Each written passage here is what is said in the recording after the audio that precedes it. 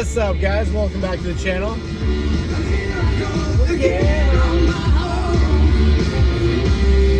So, I want to put a really good piece of content on your radar, and it's a podcast. I'm a podcast addict. I've been a podcast addict for a long time now, like a very long time. This podcast is called the Good Ole BoyZ podcast.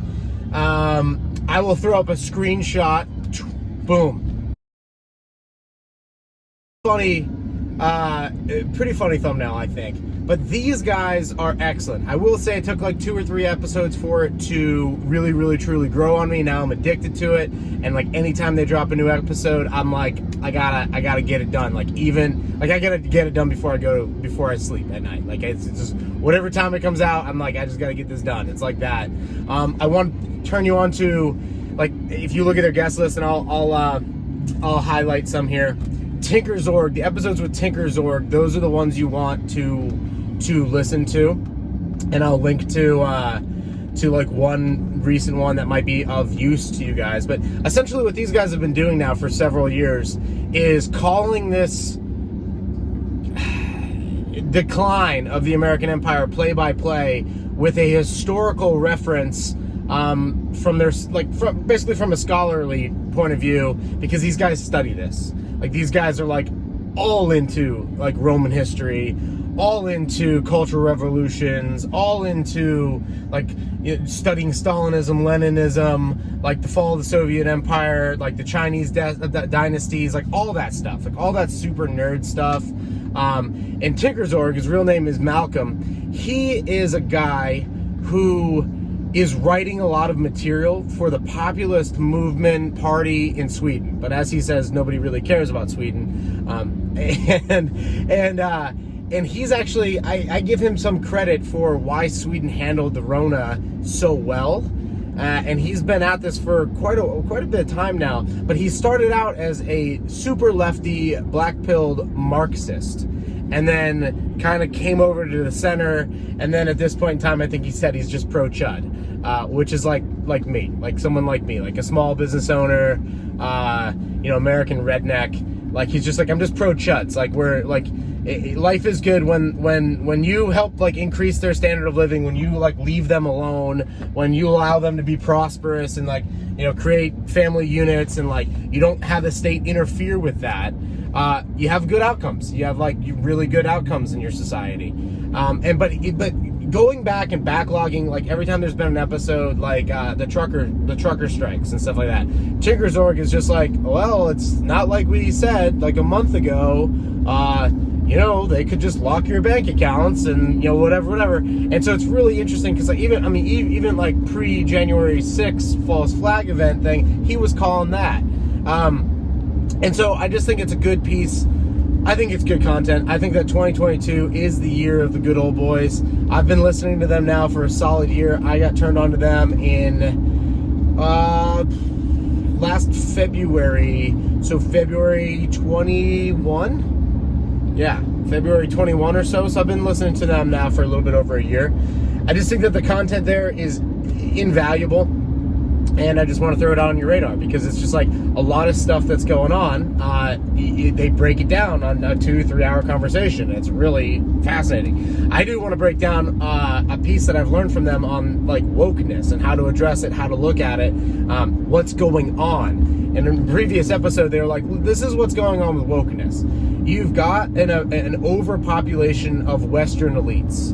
And what I mean by this is, if you think about like the group of people that go to the Yales, the Princetons, the Georgetowns, the NYUs, the Harvards, those types, the Berkeleys.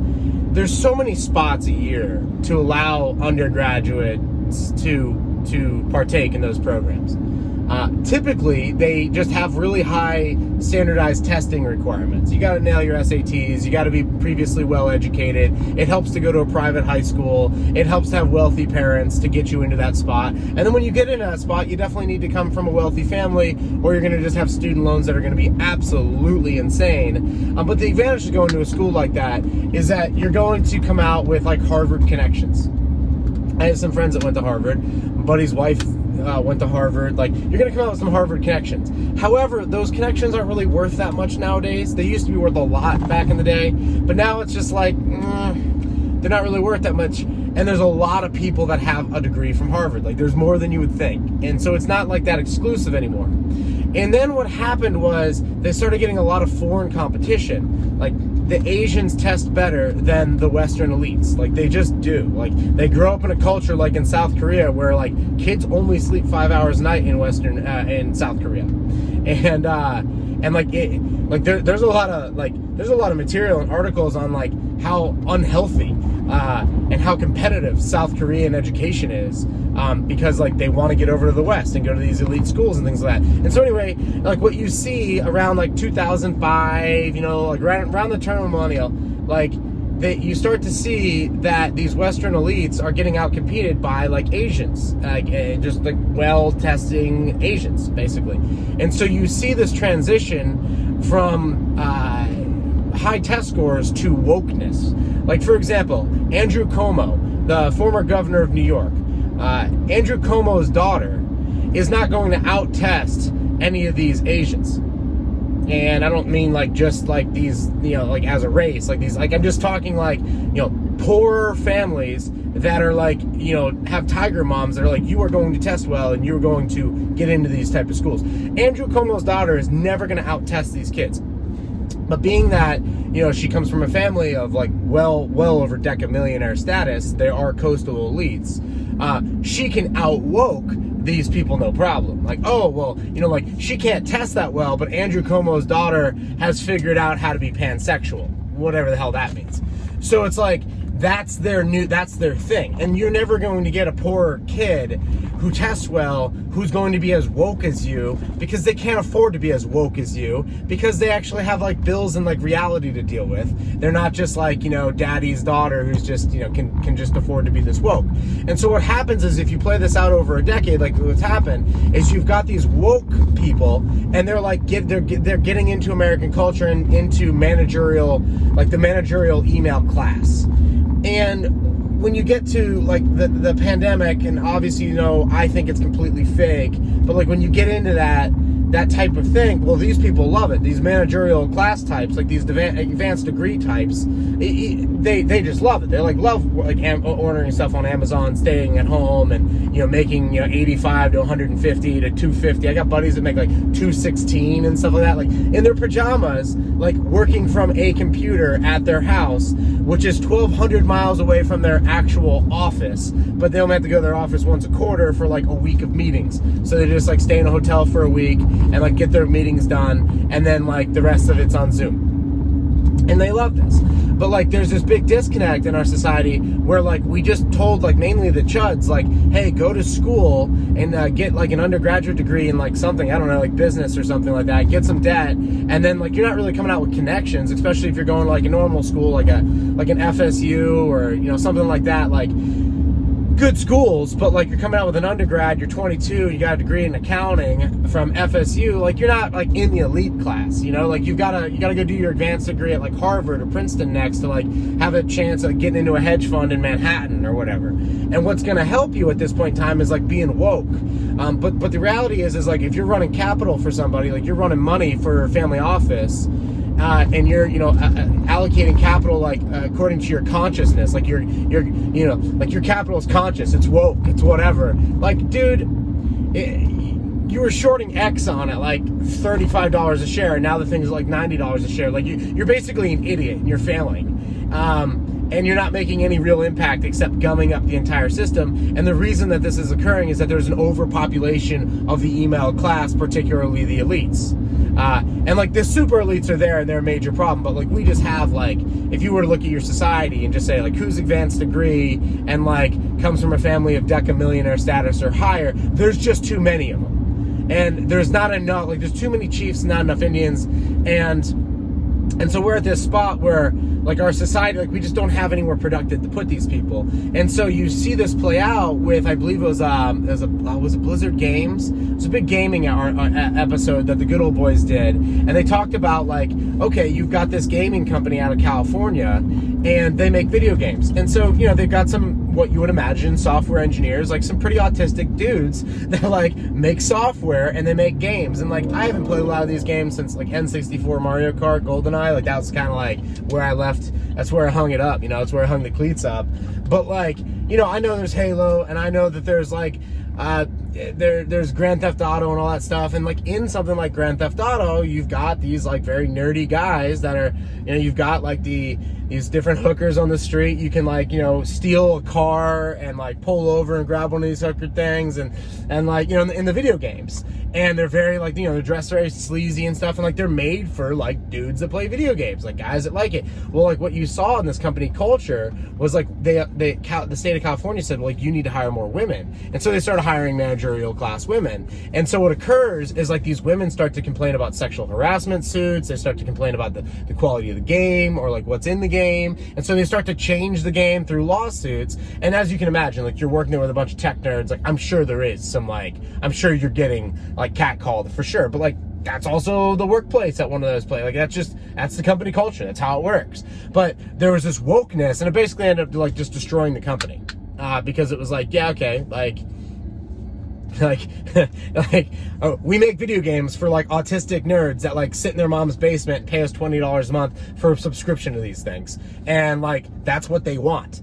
And our company culture was doing just fine until the state of California was like, oh, you need women.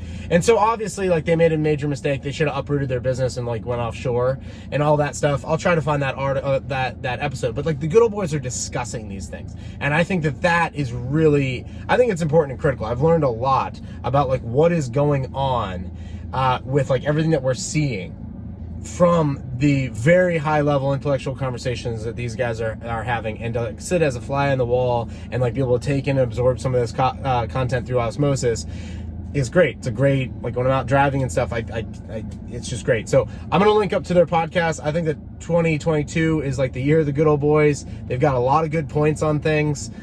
They bring in a lot of good history on like the collapse of Rome. There's a lot of parallels here going on.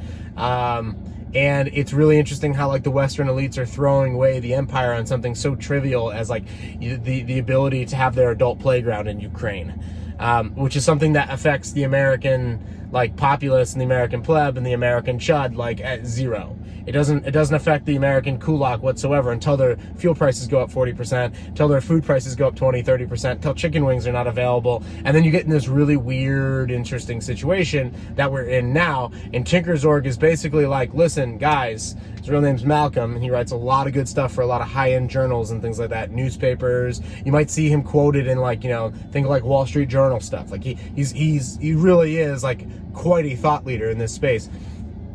What people aren't picking up on is he's like, look, this is gonna look like the Soviet Union. Like this is going to be a collapse of the Soviet Union at best. I mean, or possibly worse. Like you could see like French Revolution occur here, because the wealth gap is getting so exasperated that there's no way. Like it's just getting like the current elites have a currency printer, and like people are getting priced out of homes because BlackRock is coming in and competing with them. People are getting like, you know, they're paying more for food, fuel, rent, all of these things, and so people who own assets, they're benefiting. People who don't own assets, they're getting screwed. And like you're getting your society like this, and a lot of people are like, bro, and like, you know, Malcolm Tink, he does a great job. Follow these guys on Twitter too, but like he does a great job of like, oh bro, can never happen here, bro. Like, oh, never gonna happen, bro. Like I grab a lot of that stuff from him.